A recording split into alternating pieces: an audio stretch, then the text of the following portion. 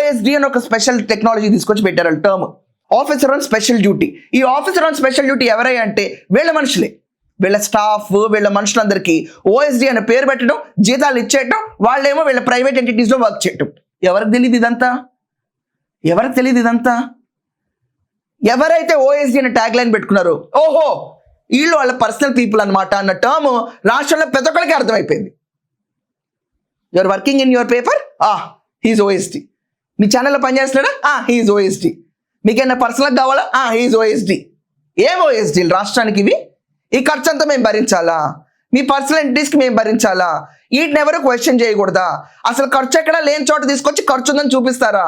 మీ ఈ ఖర్చులు బయట పెట్టే 3 లేక ఈరోజు అందరూ కూర్చున్నారు. కానీ ఎన్ని వేల కోట్లు ఉంటాయి ఇవన్నీ? ఎన్ని వేల కోట్లు ఉంటాయి?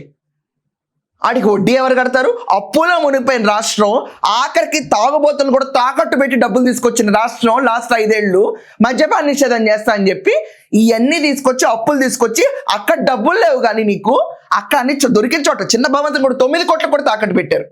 అంటే ఎంత లేనాడు కూడా అంత తాకట్టు పెట్టడు. 9 కోట్లకు కూడా 9 కోట్లు కూడా లేవు ఈ ప్రభుత్వంలో. కానీ ఖర్చులు కానీ డబ్బులు ఎక్కడి నుంచి వచ్చినాయి?